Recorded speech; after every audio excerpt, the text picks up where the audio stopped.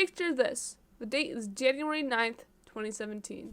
You're scrolling through the Minecraft server list in search for a fun server to play on, when suddenly something, for the sake of the story, we'll call it, Crispy Town, catches your eye. It's a 1.8 server with like 1 player on, but you don't care because you're literally me when I was 10. Basically, I joined the server with only the owner on, and from what I could tell, he seemed super nice. He showed me how to get a job, rent an apartment, fly a plane, and do drugs. My 10-year-old mind was blown. I had never seen anything this cool, but of course, I had logged into Vindex before, and Vindex has wronged me, and I hate them. When I joined, there was a player base of only like 5 people max on at a time, so I wound up becoming friends with most of them. I ended up telling my sister about the server too, because I thought it was very fun, and she imagined it was as well. She wound up getting married on her first day. For those of you unfamiliar with city servers, some of the basic features are jobs, criminal jobs, Steve jobs, police jobs, buying or renting buildings, marriage, and most of the time, drugs. It was also in the midst of a war. There were apparently 2 nations, and I was given the job of being like the mediator, I think. I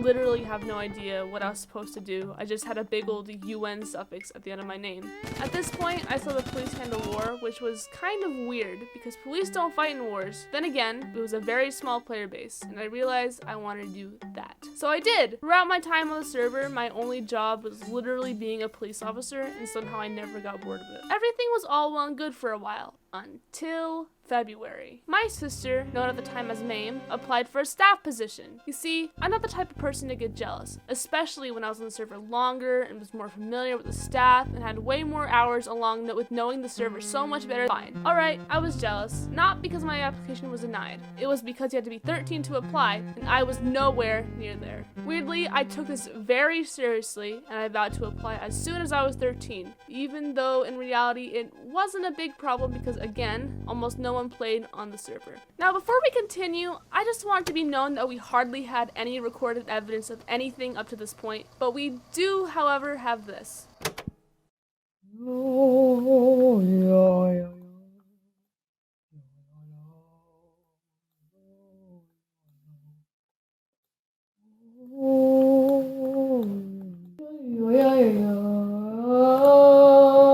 At this time, my sister, Mame, wanted to move on to richer and better people, and since her husband at the time hadn't logged on in what seems like forever, she left him. She married the literal self-appointed president of the server, aka the owner, Nate. I honestly think she killed her old husband to get life insurance or something, but I genuinely don't know how that works. She had power. She was an admin at this point, just for being the owner's bitch. Being the owner's e-girl. I wanted to stab something, but I couldn't because I was a measly police officer. Until Mame persuaded this prepubescent boy to make me a helper. I still don't know what helpers are supposed to do, but I think they're supposed to help. I was given a shiny turquoise prefix though. It looked kind of cool, I guess.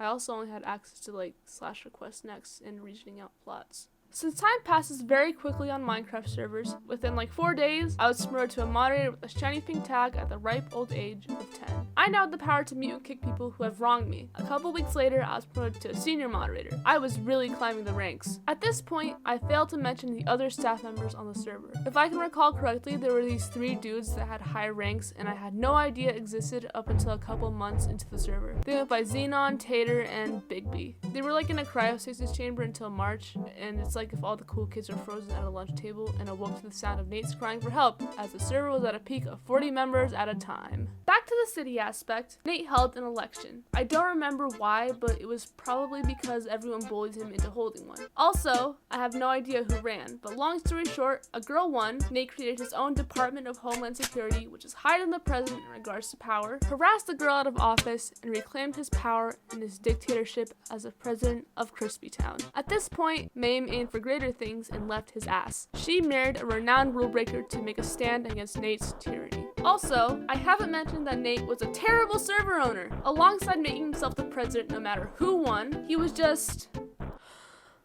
interesting. He had obvious favorites in the server. With said favorites, he would get away with almost anything. Spent a lot of real money on the server. It was almost impossible to get banned. Had a shiny staff rank? Congrats! You probably paid for it. I also forgot to mention that there was,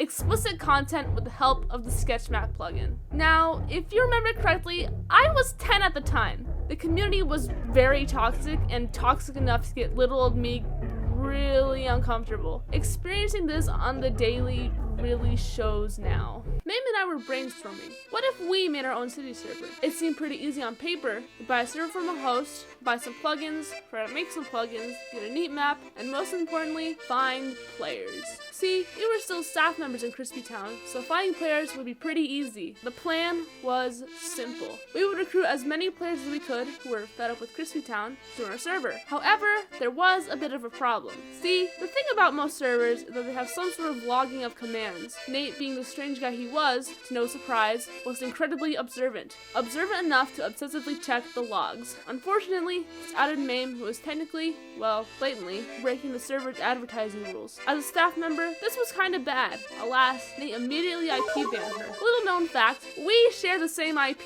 This wound up getting me unintentionally banned, causing some people to be very upset. Chaos quickly began to erupt on the forums. I, being very dramatic, wrote a long-ass goodbye post that really put the nail in the coffin. Though some were indifferent, a good handful of players were distraught. It was a dark day for Crispy Town.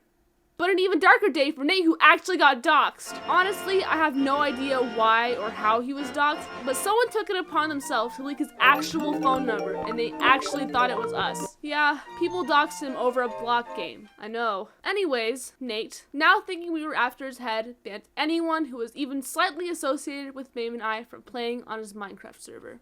And thus, the great war between two Minecraft servers began.